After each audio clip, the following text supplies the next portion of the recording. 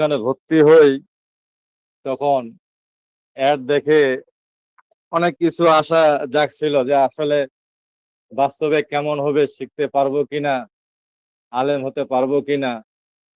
যখন ভর্তি হলাম দেখলাম যে না, আলহামদুলিল্লাহ কথা এবং কাজের সাথে মিল আছে।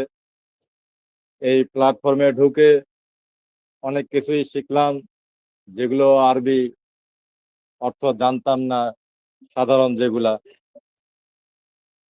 তারপরে আরবি ভাষা, ইলমুন নাহু,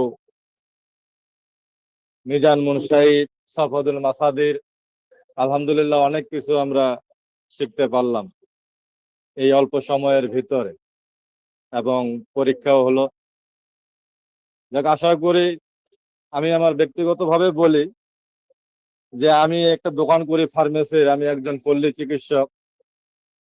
পল্লী চিকিৎসক।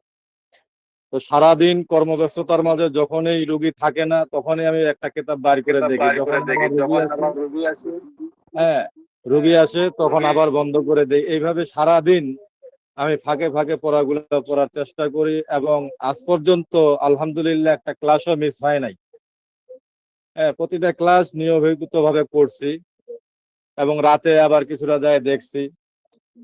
তো একটা কথা আমার মনের ভিতরে রাখছি, আমি নিজেকে নিজে বলছি, আব্দুল কাইয়ুম, তোমাকে একজন হক্কানি রব্বানি আলেম হতেই হবে। তুমি লেগে থাকো, জুড়ে থাকো। আমার কানে সবসময় এই কথাটাই আমি নিজেকে বলছি, লেগে থাকো, জুড়ে থাকো, তুমি পারো আর না পারো। আমি অনেক সময় ক্লাসে পারি আর না পারি, আমি কথা বলার চেষ্টা করছি, অনেক সময় উত্তর দেওয়ার চেষ্টা করছি। ওস্তাদ জি আবার সুন্দর করে মধুর সুরে ধমক দিয়ে বুঝাই দিচ্ছেন, তো এটা আমার খুব ভালো লাগছে। হ্যাঁ, আলহামদুলিল্লাহ আজকে রেজাল্টে শুনছি যে দ্বিতীয় স্থান অধিকার করছি, তো আলহামদুলিল্লাহ খুবই ভালো লাগতেছে আমার। তো আমার একটা ছোট্ট অভিযোগ ছিল ওস্তাদ জি, এর আগেও মাস দুয়েক আগে আমি অভিযোগটা দিয়েছিলাম। আমাদেরকে